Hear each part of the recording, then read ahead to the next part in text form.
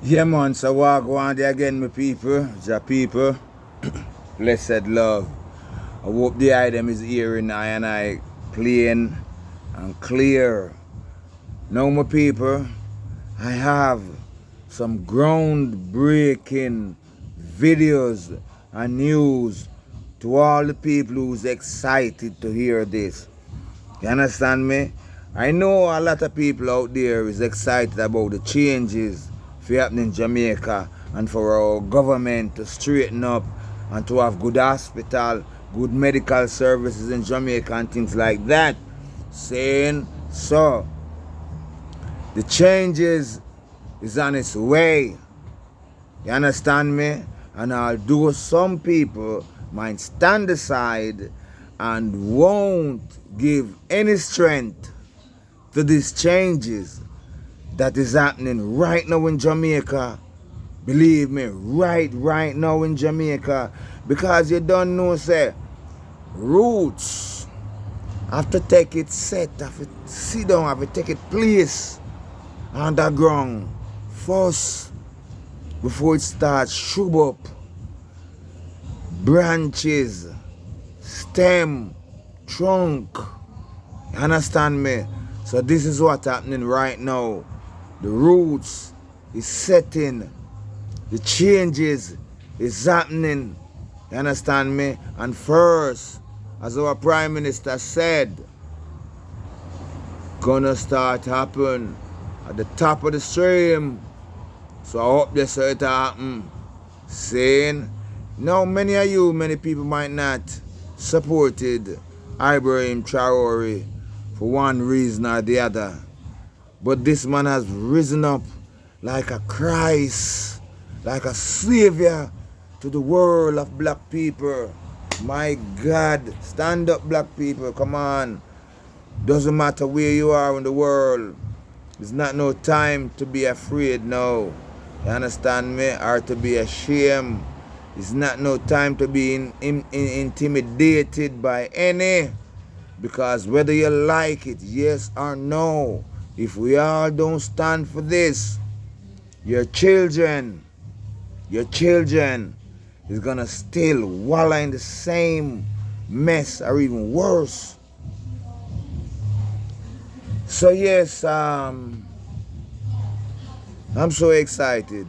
I am so excited to deal with this vlog because from the other day, I've been working, I've been watching these news, I've been listening to them, I be reposting these videos. How Ibrahim Traore has been dealing with our country and our government. Mr. Andrew Holness, that fake, you don't know that. Now they have Jamaica grip, them have Jamaica down for a long time. You hear my father say, they got me down for a long time. Lord, please don't leave me now. They got me down for a long time. And all them give is broken promises.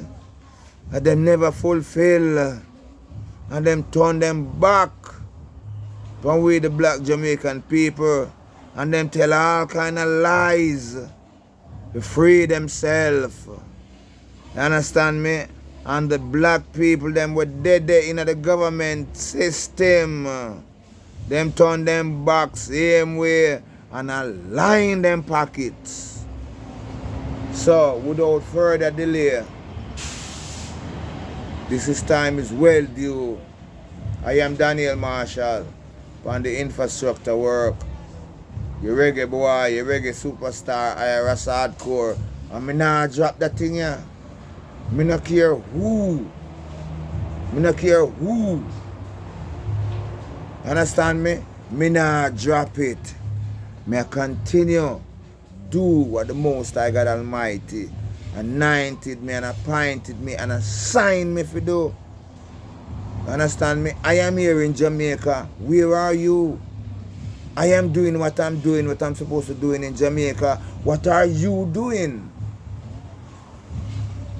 Without further delay, all my people who is with me don't know. Much kiddos, much love, much respect and honor saying. So make we go right now the video now and hear a conversation between Andrew Holness or Conjure Holness trying to defend himself against truth. Truth. Yeah? Now, before I play the video, just before I play the video, he is asking Ibrahim Traore to apologize for the truth that he have spoken to him rather than taking guidance and align himself with the truth and righteousness and make Jamaica better and stronger. No. I'm sending threatening message to Ibrahim Traore. Must apologize in 48 hours. You apologize. You apologize to the Jamaican people. You apologize for the things that you're supposed to do and not do. Make we jump right into the video now and the item can listen to it and watch it and drop your comment in the comment section. Yeah? I ask you guys to do that. Make sure to subscribe, share and like. Make we run right tonight and now. Blessed. Hold up, hold up, hold up, hold up. No, this is unbelievable. We haven't seen independence since the days of slavery. We don't sovereignty is. So if this the system that is in double wrong, triple double more than that wrong. We don't know with Jamaica country, we don't know, we never been freed. Our government is always been dictated to. Our puppet government is take talk from the foreign government. This man is saying that he's holding up that system. Oh no. No, no, no, no, no, no, no. Unbelievable. My bluntly in the Jamaican people's face. Stand up. I do so mindful of that duty and with the solemnity it deserves. Recent days have brought much noise, much passion, and for some confusion. A voice far from our shores has made claims about our people, our processes, and our institutions. Those claims were loud. They were dramatic. They were broadcast to audiences who may not know Jamaica beyond the headline. I will not let noise become the ledger by which our national story is written. These people have kept us down for a long time. They got me down for a long time. Please leave, please don't leave. My God, yo, thank you, Iber. You're doing the right thing, brother, and we love you. I know you love us. People that has been keeping down black people here in Jamaica for the longest time. You know, they're saying that they're keeping up that kind of sovereignty. People's sovereignty. You cannot talk for the people, bro. Bro, people. Listen to the people. Let the people, the voice of Jamaican people. You see what is going on. You know what is going on till you hold up the wrong things. You working for the governments and country. Puppet. I will not let spectacle substitute for truth. Let me begin with a basic fact. In the recent general election, Jamaicans spoke at the ballot box in communities across our parishes with the resolve that marks our national character. The outcome returned my government to office to continue the work of security, growth, and opportunity for all Jamaicans. That result was recognized and reported by many observers and media outlets. To those who entrusted me with their vote, I thank you for your trust. To those who voted for other parties, I hear you. I respect your place in Jamaica's diverse democratic conversation. Democracy is not the monopoly of a single view. It is the arena in which many views contest, and in contest produce the choices we live by, with the intent to inflame. They speak as if distance is license, as if lack of accountability is freedom. This must end. All it takes is not Freedom. This must end. You will have heard the name invoked, Ibrahim Traore, the leader of another nation, who has earned headlines for his actions and his rhetoric on the global stage. He governs people under circumstances very different from our own, and he pursues a path shaped by a different context and a different mandate. It is not the place of foreign leaders, particularly those who lead regimes with military origins and agendas of their own, to create theater in our electoral house. I say this because there is a principle at stake. Sovereignty is not merely a platitude repeated for ceremony. It is the right and responsibility of a people to manage their affairs, to apply their laws, and to settle their disputes within their own constitutional processes. When voices from outside attempt to posture as judge, jury, and publicist, they do a disservice to the people they claim to speak for. They sow division, they invite instability, and they place themselves beyond the reach of accountability. Let me Please get away from us. You have done nothing for Jamaica but lie to us and fake and suppress our voice, our oppression, and the poverty and the things that we've been going through. Condition of our hospital, our national hospital. Huh? I have been there. Now you took away the subsidiary, we can't get $50,000 for that. You just oppressing us in your. Get away from us. You and the nothing but a liar and also a thief who lying in your own pocket. Sick and tired of you. We have mechanisms for this. Independent electoral processes, established law enforcement, oversight bodies, and a free press. If there are irregularities, and if Jamaicans can demonstrate them, they must be examined and adjudicated within our courts and through our institutions. Yes, examine. For that's where you keep up your partiality. That's where your unfairness, your unfair government. That's where that's a place where you do us, the Jamaican people, wrongs. How everything goes to benefit you, your pockets, yeah, and the people who and your government. You unfair, Mr. Man. You so unfair. Public and sensational charges that have been aired lately. My critique is not of the messenger's right to speak. It is of the messenger's responsibility when speaking about another country. To those who watch at home and abroad, consider not merely the passion of the words you hear, but the provenance of the claims.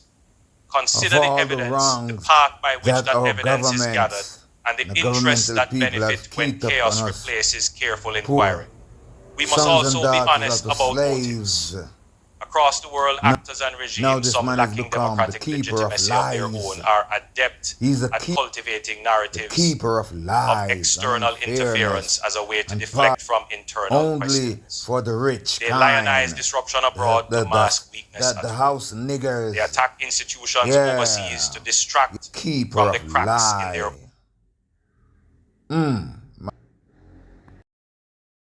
Lawmakers were pounding their fists on polished tables, shouting about national dignity and foreign interference.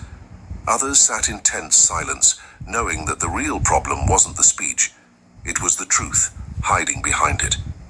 The Prime Minister went live on national television. His tone was cold, calculated, and sharp. This government will not allow any foreign leader to publicly malign the reputation of the Jamaican state. President Traore must apologize within 48 hours or face the consequences. But while those in power expected Traore to bow, something else was happening outside those walls. In the streets, in homes, in whispers, in songs. Jamaica was stirring.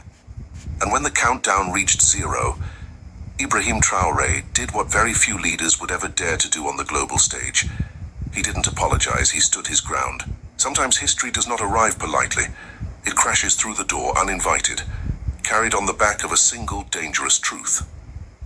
This storm didn't begin in Parliament.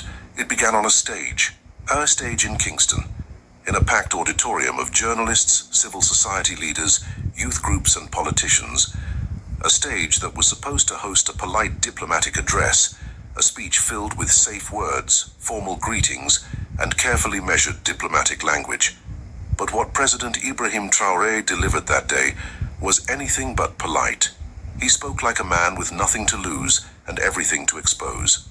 He spoke not as a guest, but as a witness, someone who had seen what corruption does to nations, how it eats from the inside, how it turns hope into hunger and power into a personal business. His words weren't coded. They were blunt. Jamaica cannot afford to turn corruption into its operating system.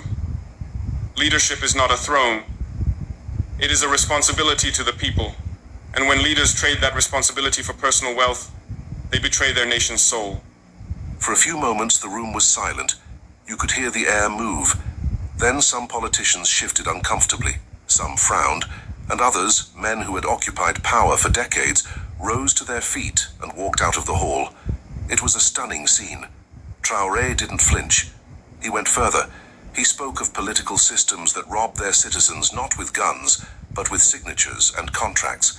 He spoke of how stolen funds are hidden in foreign accounts while hospitals crumble, schools rot, and young people drown in unemployment.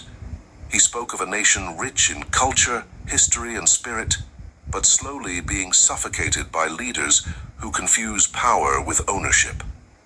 These weren't whispers. These were punches. And for the first time in a long time, the Jamaican government wasn't controlling the narrative. Someone else was. Within hours, the political class called it insulting, disrespectful, and unacceptable. But outside the corridors of power, something very different was happening. People began replaying his words, on phones, on radios, on street corners. The truth had been spoken out loud, and it echoed. Prime Minister Andrew Holness, visibly furious, stepped before cameras the next day. No foreign leader, he said, has the right to come to our country and insult our parliament, our sovereignty, or our democracy. President Traoré has 48 hours to retract his statements and apologize to the Jamaican people. And so the timer began. 48 hours that would reveal not just the friction between two leaders, but the buried wounds of an entire nation. The speech was just the spark. What came after was the fire. Across Jamaica, conversations that were once whispered in backrooms began to flood the streets. From Kingston to Montego Bay, from the crowded markets to university campuses, young people began sharing clips of Traoré's speech. Meanwhile, civil society groups, long ignored or sidelined, saw an opportunity. Activists who had fought for years to expose government mismanagement were suddenly in the spotlight. Their reports, previously buried in bureaucracy, were being reshared and read. People were connecting the dots between Traoré's words and their lived reality. In Parliament, the mood was explosive. Holness's allies pushed for a firm diplomatic response. Ministers labeled the speech foreign aggression. Some suggested recalling Jamaica's ambassador to Burkina Faso. But behind closed doors, cracks began to appear. Some lawmakers quietly admitted that Traoré's allegations weren't far from the truth. He just said what everyone already knows. One anonymous MP reportedly said, "We just didn't expect him to say it. Here." Outside those marble walls, thousands of young people began gathering in parks, squares, and public spaces. They weren't rioting. They were singing, chanting, speaking, organizing. Placards read, "Truth is not disrespect." Apology? No. Accountability? Yes. Traoré didn't insult us. He defended us. The streets of Jamaica were beginning to speak louder than the parliament. As the 48-hour ultimatum ticked down, the world turned its gaze toward Kingston. International media outlets picked up the story. Political analysts called it one of the boldest diplomatic confrontations between Africa and the Caribbean in recent history. In Africa, Traore's speech was celebrated like a rallying cry. Young people in Burkina Faso, Senegal, Mali, and South Africa shared his quotes with pride. Finally, one Burkinabe youth leader said, "A leader is speaking truth beyond his borders." Even in the Caribbean, not everyone stood with wholeness. In Barbados, St. Lucia, Trinidad, and other islands, radio hosts and political commentators debated whether this was truly an insult or a wake-up call. Meanwhile, inside Jamaica's power circle, panic began to creep in. Leaked memos revealed frantic meetings among government strategists, warning that the backlash from citizens was growing faster than expected. A simple apology demand had turned into a political wildfire. "We thought this would silence him," one aide was quoted as saying. "Instead, it's making him a hero." The final day of the ultimatum arrived like a drumbeat. Parliament held an emergency meeting. The media gathered in Kingston. Security forces patrolled major intersections. The government expected a response, either an apology or a political showdown. Then Andrew Holness appeared on television for a second time. I want to make it very clear. Jamaica is not a playground for foreign politicians. Our sovereignty is not up for negotiation.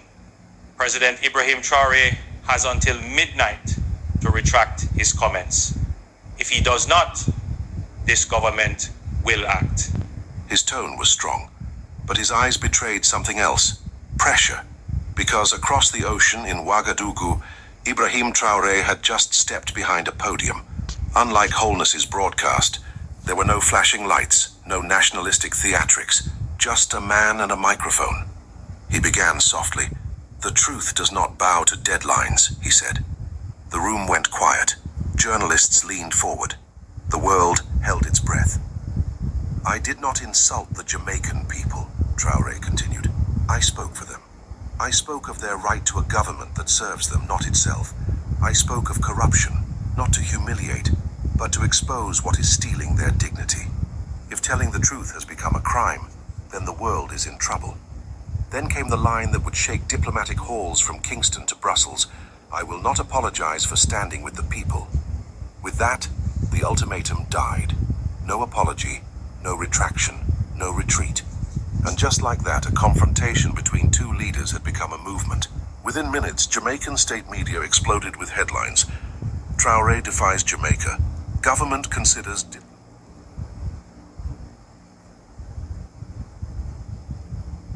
Pro-government voices filled the airwaves, accusing Traoré of playing hero and undermining Unlike Holness's broadcast, there were no flashing lights, no nationalistic theatrics, just a man and a microphone. He began softly. "The truth does not bow to deadlines," he said. The room went quiet. Journalists leaned forward. The world held its breath. "I did not insult the Jamaican people," Traoré continued. "I spoke for them. I spoke of their right to a government that serves them, not itself. I spoke of corruption, not to humiliate, but to expose what is stealing their dignity. If telling the truth has become a crime, then the world is in trouble." Then came the line that would shake diplomatic halls from Kingston to Brussels: "I will not apologize for standing with the people." With that, the ultimatum died. No apology, no retraction, no retreat. And just like that, a confrontation between two leaders had become a movement. Within minutes, Jamaican state media exploded with headlines. Traoré defies Jamaica. Government considers diplomatic measures. Holness. Our sovereignty is not negotiable. Pro-government voices filled the airwaves, accusing Traoré of playing hero and undermining Jamaica's democracy. Editorials warned that such defiance could destabilize diplomatic relations. But something unexpected happened. The more they attacked him, the more people defended him. Across Kingston, the protests swelled. What began as small groups turned into large, coordinated marches. Students, market women, taxi drivers, youth groups, they weren't chanting for Burkina Faso. They were chanting for themselves. Placards read, "Apology won't build hospitals. Truth needs no permission." This is bigger than politics. In one protest, an elderly woman said to a local reporter, "I don't know this man from Africa, but I know what he said is true. They've been lying to us for years. And when someone finally speaks up, they call it disrespect. The Jamaican government had underestimated something powerful, the hunger of its people to be heard. By the third day, the walls of power began to shake. Leaked audio from a closed parliamentary meeting revealed heated arguments among Holness's top allies. One voice could be heard shouting, "This isn't working. Every time we push back, we make him look stronger." Another voice replied bitterly, "Then what? Let him embarrass us on the world stage?" The cracks were widening. Meanwhile, independent media houses began running new investigations into old corruption allegations, ghost contracts, inflated budgets, development funds gone missing. The timing wasn't a coincidence. Traoré's speech had opened a floodgate that could no longer be closed. International analysts warned Holness's government that escalating the feud could isolate Jamaica diplomatically, especially with African nations increasingly uniting around narratives of anti-corruption and post-colonial accountability. But Holness pressed on. "This government will not be lectured," he thundered at a rally, "not by outsiders, not by opportunists." Yet outside that rally, thousands of citizens gathered again, peaceful but resolute. Their chants echoed through the streets. "We are not outsiders. We are Jamaica." By now, the story had transcended borders. Major international networks were broadcasting the standoff. Analysts were debating its implications. Some called it a new chapter in diplomatic truth-telling. Others warned of a potential Cold War between political elites and rising citizen movements worldwide. But in Africa and the Caribbean, Traoré's image had transformed from a president into a symbol. Street art appeared in Ouagadougou, Dakar, and even in some Kingston neighborhoods. A bold stencil of his face appeared on walls with the words, "Truth has no apology." Universities began holding open forums. Churches called for national reflection. Unions and youth groups announced coordinated campaigns for transparency. Civil society organizations used the momentum to amplify their long-silenced demands for accountability. This was no longer a diplomatic spat. It was a mirror held up to an entire system. By the end of the week, even the ruling party's communication machinery could not contain the wave. Their message of foreign disrespect was losing traction.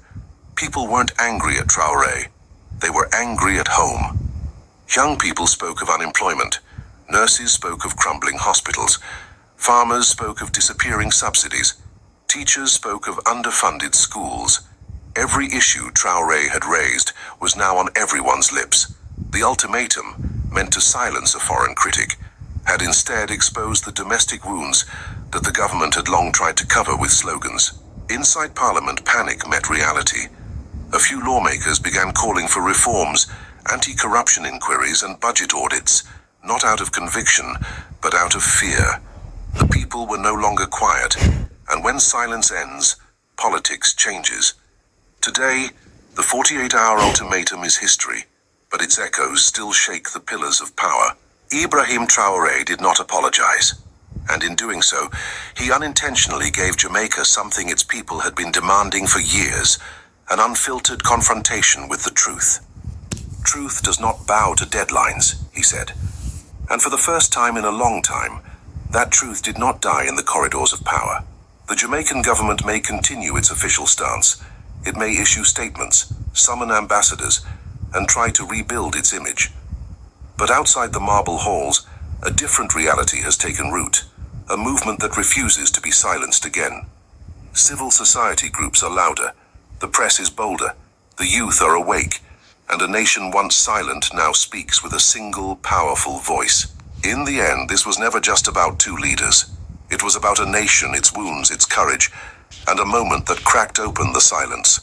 Ultimatums expire, but truth endures. And so this moment will not end here, because every nation reaches a moment when it must choose between silence and awakening. For Jamaica, that moment may have arrived not through a local voice, but through a foreign one that dared to speak what many were too afraid to say. The ultimatum is over, but the reckoning has only just begun.